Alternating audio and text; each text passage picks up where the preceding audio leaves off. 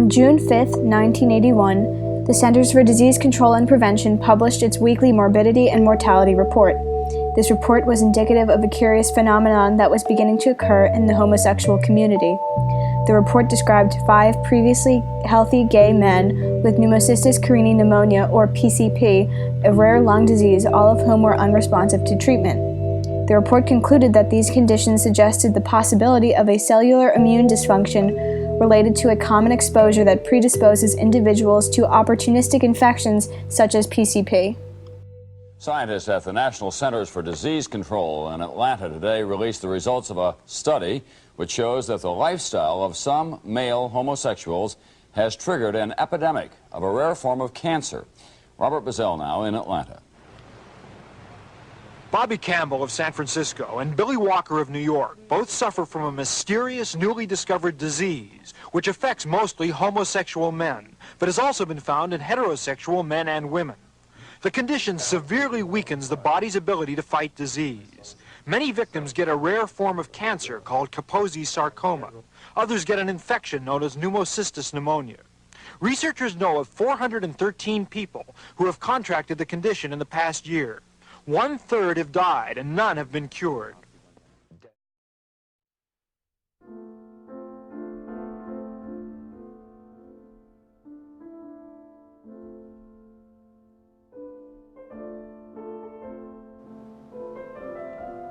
HIV was the 3rd human retrovirus ever discovered, and it is considerably virulent, making it very dangerous for people who are infected. Other retroviruses include HTLV1 and 2, which both take a similar course as HIV but are not as virulent. HIV specifically attacks CD4 cells, or T helper cells, which are an integral part of the body's immune system. CD4 cells are a type of white blood cell whose purpose is to alert the immune system when threats like viruses or bacteria enter the body. These cells are responsible for triggering an immune response to fight unwanted microbes. Essentially, HIV destroys protein markers on the surface of CD4 cells, which inhibit the cell's abilities to see and recognize threats. Without this defense mechanism, the body is unable to identify infections that it needs to destroy. An individual is infected with HIV is classified as having AIDS when their CD4 count goes below 200 cells per cubic milliliter of blood.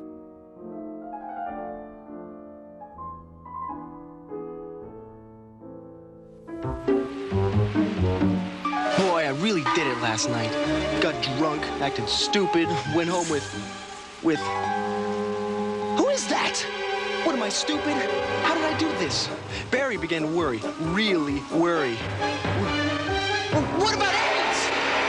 Then he remembered, hey, I'm just a cartoon. I don't even have to shower. Get high, get stupid, get AIDS. The Reagan administration had a huge effect on the public's opinion during the time of the epidemic. The opinion and policy that his office put forward directly influenced the American civilians on how to act surrounding the subject of HIV and AIDS.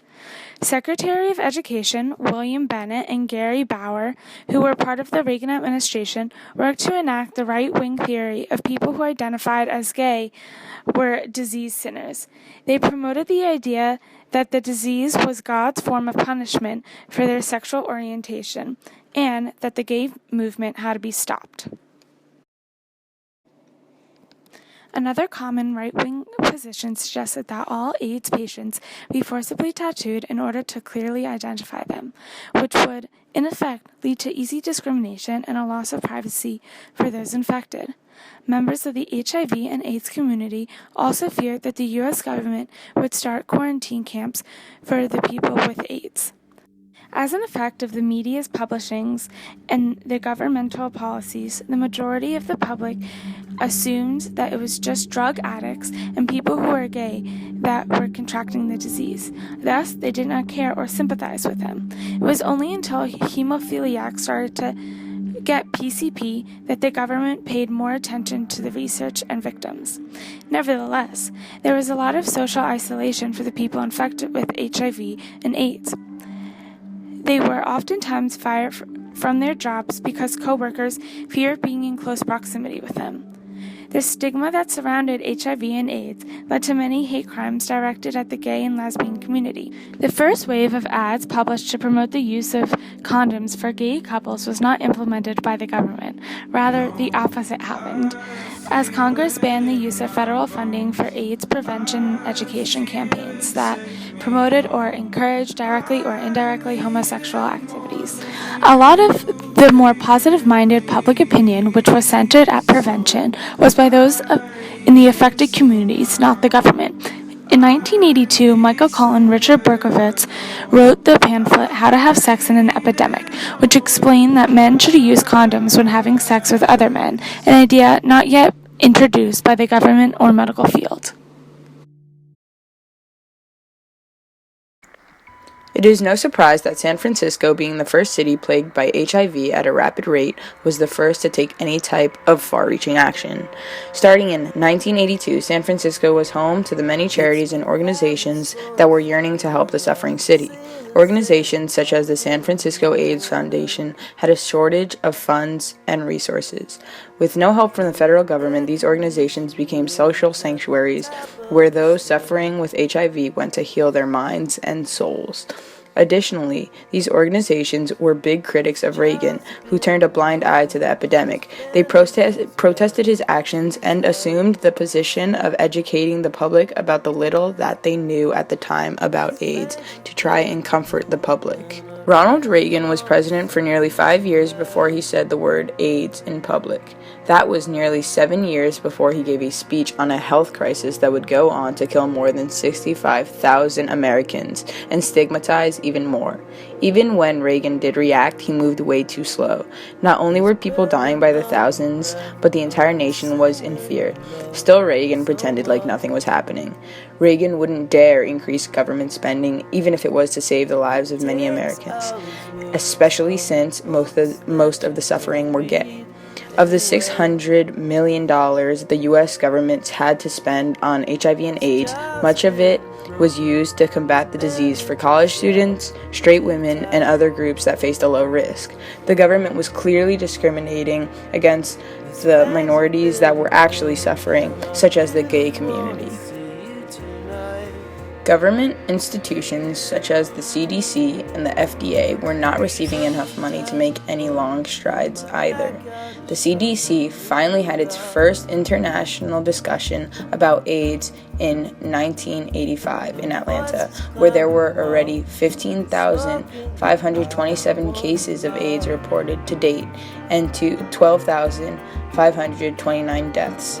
In February of 1987, the World Health Organization launched its global program on AIDS to raise awareness, generate evidence-based policies, provide technical and financial support to countries, conduct research, promote participation by NGOs, and promote the rights of people living with HIV.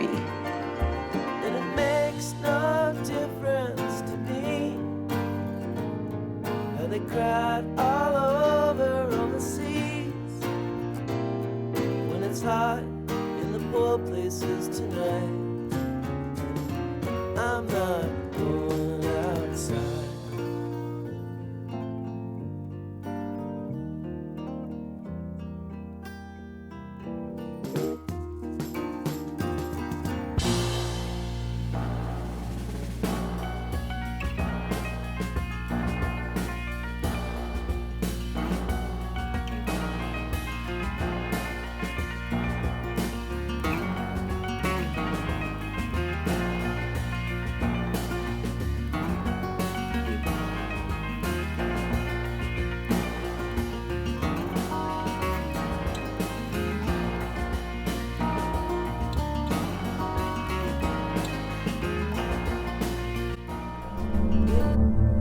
We are not some network of people who just like to have sex. We are not some ephemeral subculture that comes and dissolves and goes.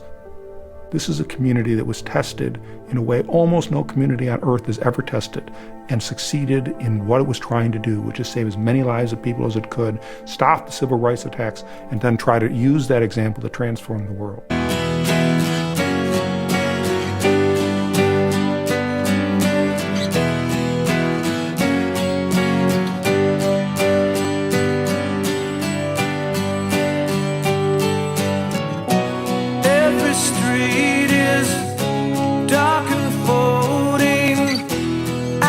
dear.